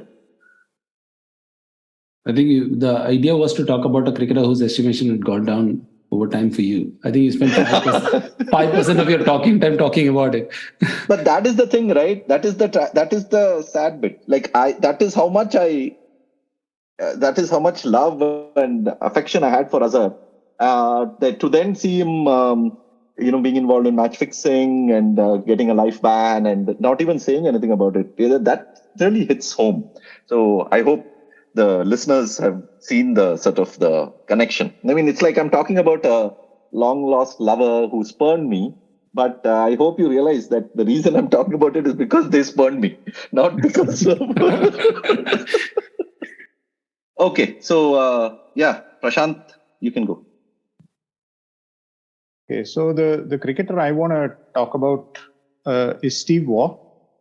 Now, the backstory here is that we got cable TV at home in around just around the time when Australia was touring West Indies, and I got to. I think it was holidays or something. I got to watch that whole series late into the night. It was just me and my dad. It's a very precious memory, actually. And we saw the Steve Waugh-Ambrose face-off. We saw the Steve Waugh-Ambrose confrontation. And I had never seen anything like it. I had never seen Test cricket like that. It was so raw. It was so... it was brilliant to watch. It was the closest that I had seen cricket come to a blood sport. It was so engaging. And there was such physicality to it. You knew that this was a guy who doesn't play the hook or the pull. And you have, Ambrose and Walsh and Benjamin and all that, targeting his throat and his armpit and his chest. And this guy is, has an amazing series. Australia win that series. And that is when I felt an enormous amount of respect for this guy. And coincidentally, for the next, I think, 5 years, I think we got to see a lot of great Steve Waugh batting. I mean, he did really well. And then, of course, he had some great battles with the South African fast bowlers also. There's some lovely videos on YouTube. You can watch Donald bowling at the Waugh brothers. And then, of course, he has a really good Ashes tour where he gets, I think, twin centuries at Old Trafford in very difficult conditions. And then, of course, there's the 99 World Cup where I think he bats out of his skin. Both those games, I don't think even Ian Chappell would grudge him praise on those two innings. I mean, he was really, really good. So this is around the time when I started buying into the whole Steve Waugh cult. I started taking him very seriously, and he would talk about the brotherhood of the baggy green, and he would talk about the red rag and all of that.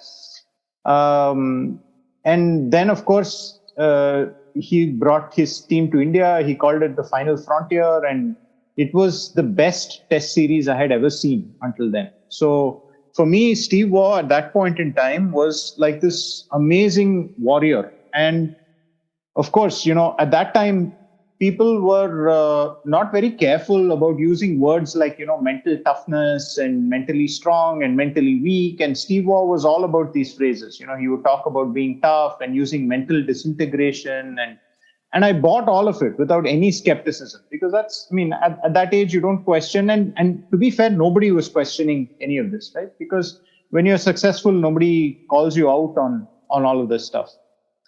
And journalists were also using similar language. So it seemed an acceptable lexicon around cricket at the time. I think what changed was, after he finally retired and he wrote this incredible book. Okay. And the reason I call it incredible is not because it's a great book. In some ways, it's a very tedious read because it's really, really thick. It's a really big book. But it's incredible because it's almost like a diary of his entire life until the day it was published. So he talks about every incident in great detail, which is brilliant to read. And what's also brilliant is that he has, I think Steve Waugh used to maintain diaries and journals. Sometimes he would publish tour diaries. This used to be a thing, doesn't happen so much now. But it used to be a thing where a cricketer would actually publish a tour diary at the end of a tour. And Steve Waugh has done a bunch of them. I think Nasir Hussain has also done a few. So I think he was someone who would record what he was thinking in some way or the other. So he would maintain his personal diaries, tour diaries, whatever. So when he put that book together, you can actually see the voice change over time. The voice of the author itself has changed during the course of that book. So in his earlier years, he writes with a lot of vulnerability. He's this young man who's struggling to make a mark for himself. The team he's joining is also a weak, struggling team, right? And so when he writes about his early struggles, you feel a lot of empathy. You actually start liking him. It's very likable, it's very human account of cricket and how cruel cricket can be and how difficult it was that, when he was dropped, it was actually his brother who took his place, right? So he was literally fighting with his own brother for a spot in the side. And those are the really nice parts of the book. But then what happens is when you're reading the book, as he gets more and more successful, he gets less and less empathetic. And you can literally see the empathy drain out of the man as you read that book.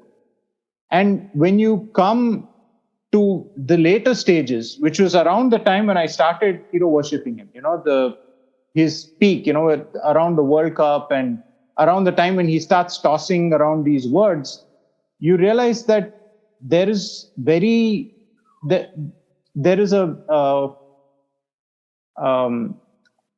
harshness that's crept into the writing, where he tosses around phrases like, we are mentally strong, we're passionate, we want it more.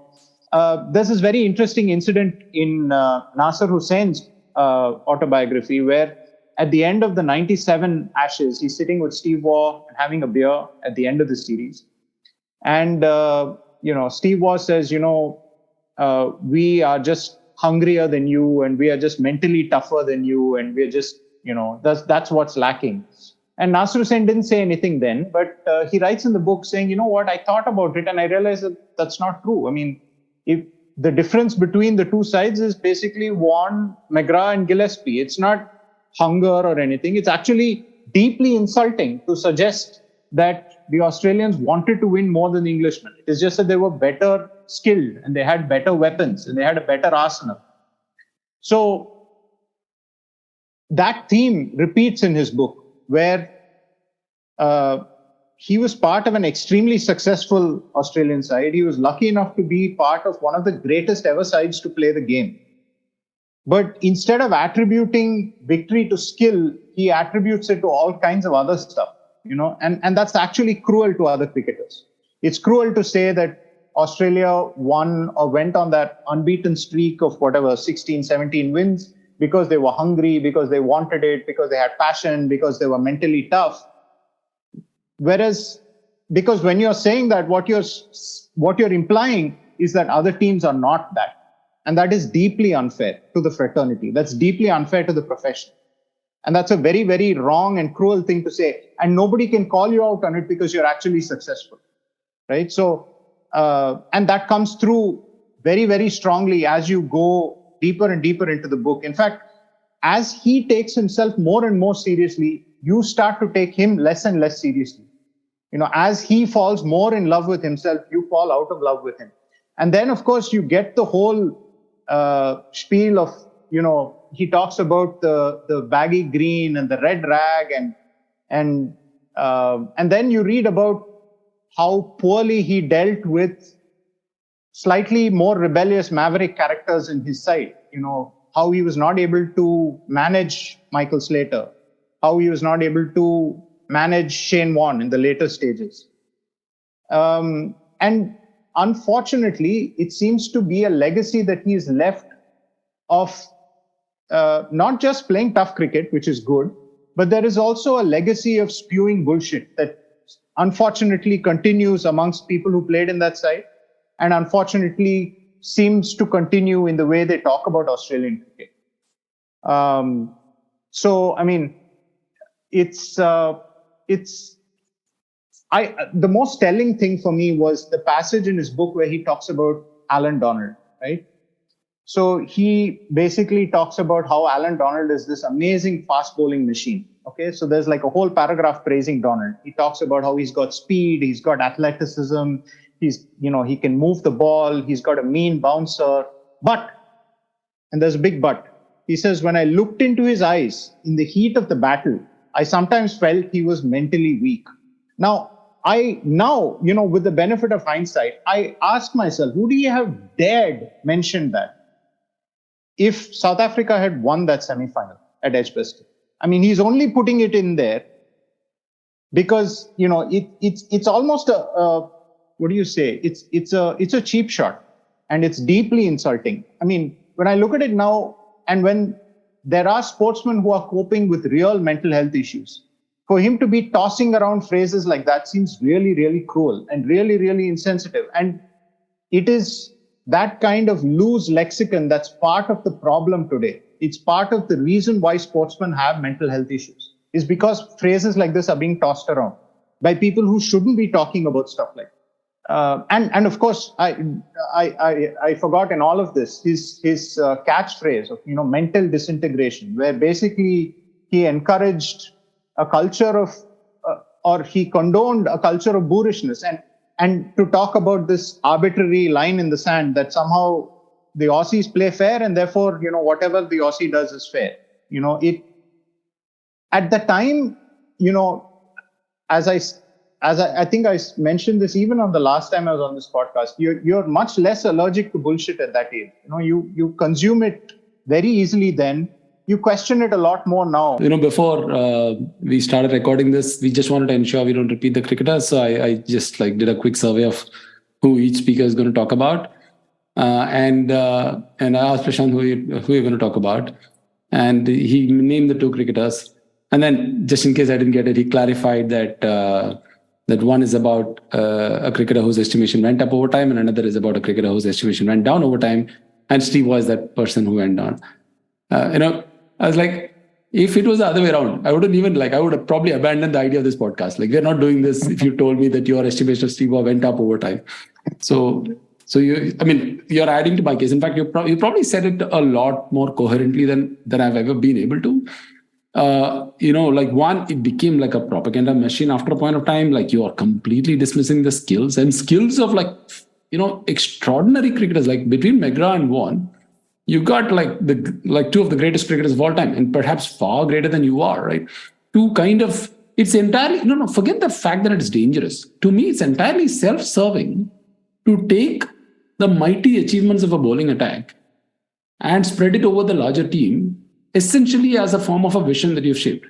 So you are essentially taking credit for the greatness of McGrath and Vaughan because the greatness alone wouldn't have helped. It is the mental strength which helped, right? And it's always easy to talk about mental strength after you've won, right? For instance, the whole Gibbs catch incident and drop the World Cup mate, which didn't happen, for instance. He also said the same thing to Ganguly in Calcutta, right? But the propaganda machine was so busy just building itself, and he completely bought into it. It's a sport. In fact, if you talk to Alan Border, if you talk to Ian Chappell, the thing that strikes you the most is that the sport that they play is a sport of skills, and the way we consume it is quite toxic. And we did a podcast with Alan Border about the tie test. And he's always been consistent about this, right? He said, this is a forgotten tie test. People when they talk about tie test, even in Australia, they forget about the fact that it happened in India. So this, and especially in Australia, which is a very parochial country, and their idea of cricket is either Ashes or what happens in their summer, right? His angst comes through pretty clearly, and it comes through because he cares about the cricket. He cares about the actual quality of cricket that was played in the tie test. And you get the same thing from Ian Chappell. You get the same thing. And that's when Ashwin talks about it these days on YouTube, he goes out of his way to define what is happening on cricket. He tries to explain to us that this is a sport. Even, the Bangladesh test where we had a pretty close chase, where we were expected to win easily and so on. In fact, he really spent quite a bit of time explaining why that perspective is wrong. You have cricketers like this, and then you have cricketers like Steve Waugh, if I were to get a job in McKinsey after my cricket career, I would have probably taken the path that Steve Waugh did, right? That's essentially what you're trying to do. He was a cricketer. He was a walking, talking, PowerPoint presentation. That's what he was. I had the pleasure of meeting Shane Warne in 2014. I wanted to talk to him about that VVS Lakshman 281. And this was when he and Sachin came for this, came to the US and, for this Cricket All-Stars event, where all these oldies coming and trying to play cricket in the US. But Shane Warne made a really pertinent point that I hadn't thought about till then that deeply, is that the reason, the whole mental disintegration, final frontier, let's, dominate all these teams had a negative effect for that particular series, because Shane Warne said, I was very clear from the beginning that we should not be enforcing the follow-on because the bowlers were really tired. The bowlers, we were all it was really hot. We were really tired. We could have really done with a bit of more rest.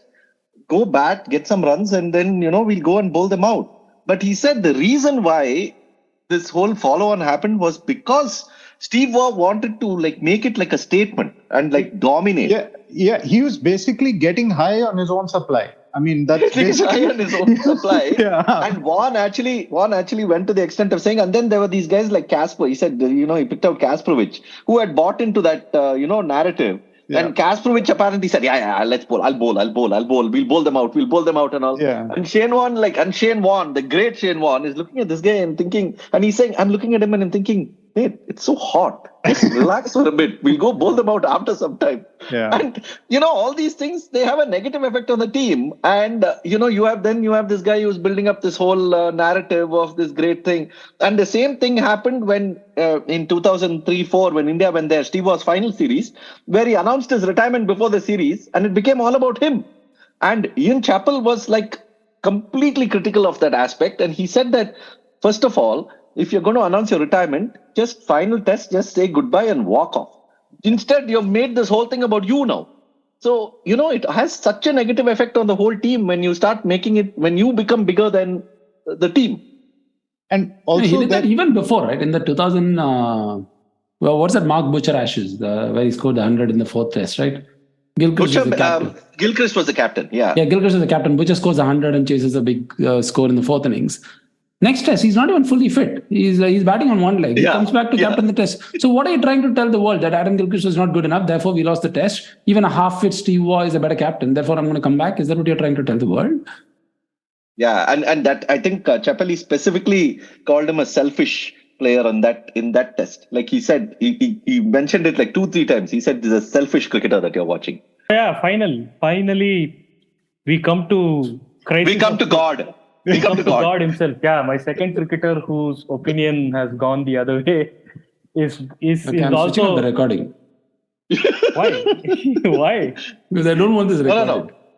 No. Why? This is because the most important, true. man. It is true because it is how you fight, you grow as a human being. You fight the gods that you admire. No, I'm curious about this. Tell me more. Yeah, continue. Yeah. No. This is because I'm going to talk about Sachin, and everyone knows everything about Sachin. Like all our lives, a lot of our lives have been, spent in watching Sachin bat, and I used to consider, because I was such a dumb kid who didn't know probability, I used to consider myself the most luckiest person because I used to get ill on days when Sachin used to make hundreds. And it's not like an excuse to not go to school. I used to genuinely be ill, and there used to be genuine circumstances when, I saw like around 50, 60 of his hundreds like this on days where I was supposed to be in school and work. And I used to think this is some divine providence that I was chosen to bear witness to this greatness. And then 2013-14 happens, the man retires from cricket, and I start slowly wisening up to what is life and what life is and what I thought it would be. Then the man starts playing for Mumbai Indians, which was the first red flag for me, because even then, there used to be stories like he bought a car, he didn't pay tax and all that. I was like, why go into the personal life of a man? He's after all a sports guy and he brings so much joy to us. Then he is like the mentor and the god of Mumbai Indians, which is fine because as a player it is fine. Then I see him go into Rajya Sabha, and then the circumstances and the government of our country changes. And things start happening, and people start raising their voices on a wide variety of issues. During some of the farmers protests, some lady from the US supports the farmers, and this guy tweets something, that is like a part of a campaign, like Indians only should care about India, other people should keep quiet, or something to that effect. And when he does that, even the last bit of small hope that, dude, there is some meaning to my childhood. Why did I waste all those hours, watching this guy, and this guy turns out to be like this? But, and now I rationalize because I can kind of separate the skill and the person. The person may be, he may have his own personal flaws and whatnot, but he had great skill and he entertained me. Forget entertained me. He gave me a joyful 24 years. So that's all I can say. The rest, I have nothing to say because he has nothing to say. He has like a lot of silence to give us. You are probably, Ashoka, the main thing in this podcast is you're probably the only guy who has referred to Rihanna as some lady from the US.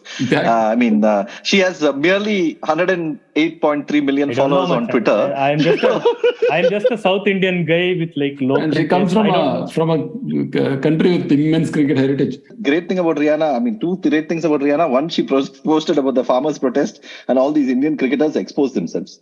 Two is that she beat up the bully who beat up the guy who tried to bully Craig Brathwaite in that school in Barbados. She went to the same school. Craig Brathwaite is getting bullied. She went and beat up that other guy. So two great cricketing connections she has, Macha. Yeah, but I was not wrong. No, she is a lady from America, right? Like I was not wrong. She's living in America. For a cricket fan to refer to Rihanna as an American itself is very, very problematic. No. And the other thing is, the specific thing that all these fellows stood up in line and said was it's an internal matter. That line that they said. See, my point is, you're right. You're absolutely right. Okay, some other, if you are a Ranji Trophy cricketer or if you're an international cricketer with not that much standing, somebody sends you a message or an email and says, tweet this out. If you're given an order, I can understand some people needing to do it because their place is on the line. They could be this thing. But Sachin Tendulkar does not need to do it, man. Like if Sachin Tendulkar says no, people will just be like, okay, no. Sachin Tendulkar is the one guy who can say no. So that is the disappointing part of it. Even he doesn't say no. He goes ahead and tweets that thing. No. Yeah. Okay, I've been in this debate all my life. And as someone, maybe because I warmed up to Sachin pretty late, I have a lot more, sympathy for this extreme view on Sachin. Is that, first of all, Manu Joseph writes about it quite well, right? One of the reasons Sachin became this middle-class icon is because he didn't speak. He was a very compliant boy, always respecting authority and always being silent when there's a controversy, right? If that is what propelled him to the top, why would he bring himself down by talking about it? In fact, to Manu Joseph is the statement that he made, right? Mumbai belongs to all of Indians. And even that bland statement, he had to retract, right? Okay, this one is absolutely easy, black and white for me, right? On his tweet against Rihanna, is absolutely wrong, and I'm not going to defend that at all. But he was not the only cricketer to do it. Okay, that's one point I would add. But on the tax part, which really gets my goat, right? Like when Ravi Shastri got the car, he also got a tax exemption. The tax rules are the problem, right? Just because somebody is rich and they can afford to pay doesn't mean, if I give you a gift of $1 million and you have to pay $2 million to get that gift to India, it is absolutely fair for you to go and apply for an exception. And the government gave the exception. He was not fighting, at least in the case of Vijay. He was caught evading tax, the actor in Tamil Nadu. But in the case of Sachin, he applied for an exemption, they gave it. One of the financial gurus, Nobel laureates, Fisher Black, I think, once he very casually said, when he had set up a hedge fund, he's also the guy behind Black-Scholes model. He very casually said, nobody pays tax. That's the academic view on tax. So, I don't see. No, and about taxes, Sachin there's also that other news, right? That he has always classified himself as an actor while paying taxes because he earns more money. If I am his chartered accountant and there is a tax loophole, that's what I would ask him to do. Correct. Yeah, all of us would do it. All of this is correct. In India, we used to produce medical bills, right? The point is not that I am vilifying Sachin, that Sachin should have done this. No, why are the bars so high? Why is the bar so high for him? First of all, no. Reasons, the problem is this. The problem is not Sachin. The problem is me. Right? No, but even for you, that's my question. The problem is for you to expect more from him. What has he done before? What is the baseline? What's the track record? It's like expecting, Kamal Arkan or whatever. It's exactly like astrology. It's exactly like going to a particular temple and tying a particular band to a particular Ganesha idol so that you can get visa. See, you can ask. There is that. So it's like that visa Balaji temple has at least a technical correlation. See, when 24 years you go through, you live in a country which is termed as quote unquote developing, and it is still developing. And I will die and my grandson will be there and then it will still be developing. So you're deeply cynical about everything that is happening around you, and you learn that you're just another cog in the machine.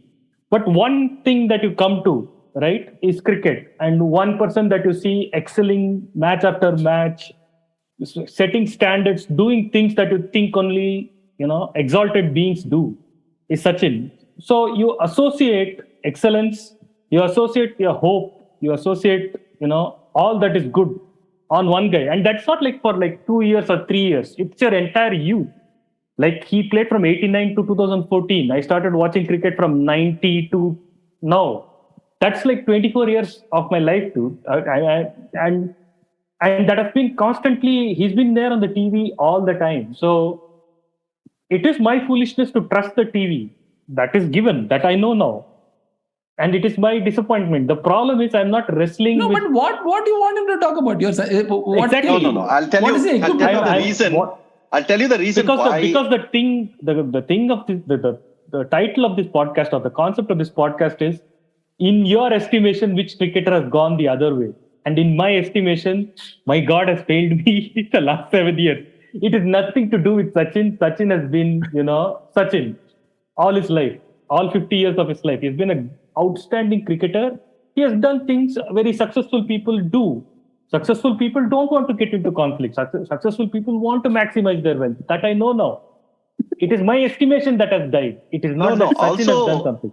Also, the thing is, throughout his career, I mean, even though he almost said nothing publicly, even the few times when he did, like Mumbai belongs to or everyone, or like, if you read Pradeep Magazine's book, Not Quite Cricket, where he talks to him about fixing. I mean, a lot of it is off the record, but he recognizes the problem. He was the Indian captain in 97. He knew that there was a lot of stuff happening. So whatever little bit that you read of him saying even, you felt that, okay, this guy is like, he has his mind, he has his heart in the right place. He knows like things that are happening. He's just choosing to keep quiet.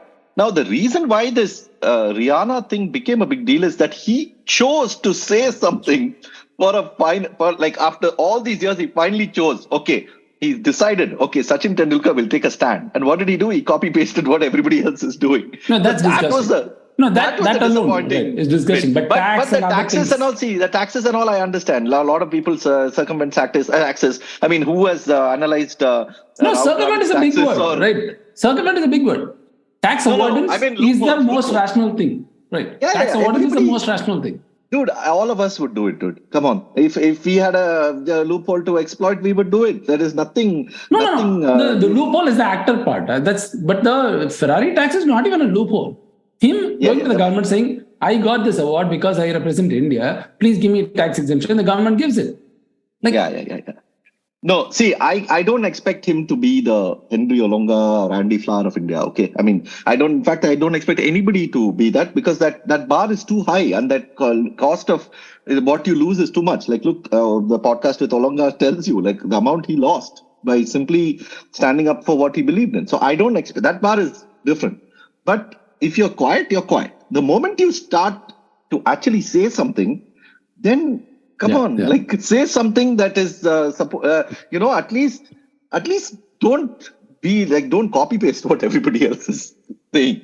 Interesting thing for me with this whole Tendulkar phenomena that we're discussing is, right, that if you go back a few years before Tendulkar, I mean, Tendulkar is technically a cricketer of the 80s, although he's more a cricketer of the 90s. But if you look at cricketers that India has had in the 70s and 80s, it was actually the big shots who were the most vocal, who were the most problematic to deal with. Gavaskar has had several run-ins with the board. Bishan Singh Bedi has had several run-ins with the board. Kapil Dev. Kapil Dev has had several run-ins with the board. What happened, I think, towards the end of the 80s, and this may have to do with the issues that the board had first with Venkateswarlu and then with Srikanth.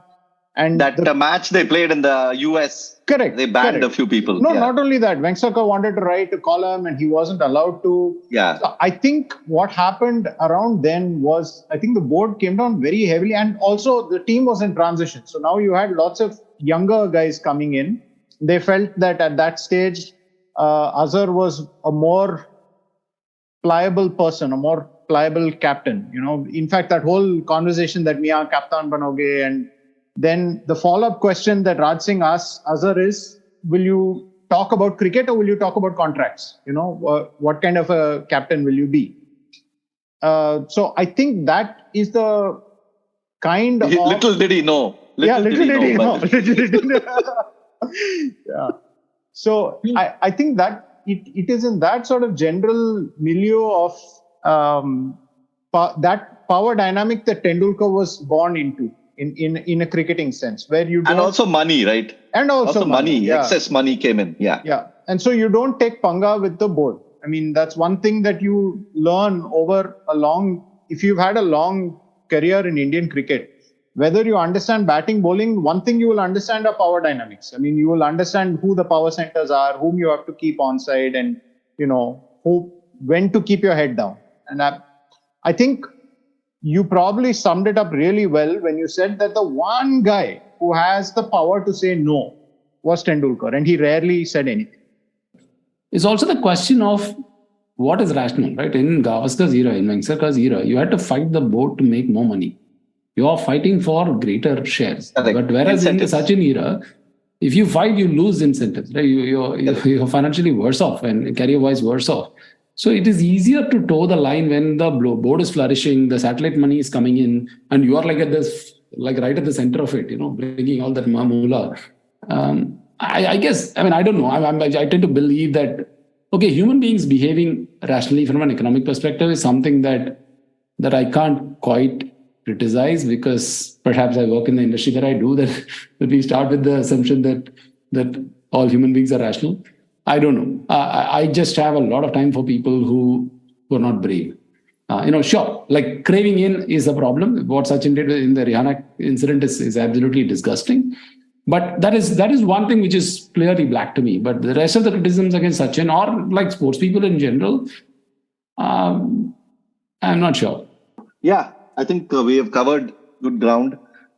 Cricketers, we've covered quite a range of cricketers too. Though, of course, I'm sure since all of us are of a slightly similar age, we have primarily, it has been focused around the 90s and 2000s. But yeah, we can do a part 2 where we have people, slightly older than us or younger than us who have gone through similar emotions. We can think of that in a few months' time. As of now, 3 books for you to read from our republication venture. Gideon Hayes' Summer Game, which was our recent effort that we put out. That was a marvelous history of cricket in Australia in the 50s and 60s. We did a podcast with Gideon on that as well. So I can listen to that. You can listen to that. You can read the book. There's also, the other book was Cricket Beyond the Bazaar by Mike Coward, which we mentioned on this podcast. Covers the tide test in Madras in detail, and also Australia's tours to the subcontinent in the 80s. Wonderful retelling, travelogue, very insightful read. And the third book was, of course, our most popular one, War Minus the Shooting, 1996 World Cup, travelogue, essay, collection of essays, you can call it what you will. A phenomenal book written by the late Mike Marquesi. So yeah, all these 3 books you can pick up, rate and review our podcast. Really helps us. Thank you for supporting us on Coffee, ko-m/81 all out. That is quite generous of all those who are contributing there. And we'll join you in about a week or 10 days' time for our next podcast. Thanks, Mahesh. Thanks, Ashoka. Thanks, Prashant. He'll come back for the second. India have won the test match. India have won the series. They're going to get back for 2. India home. Lords goes wide.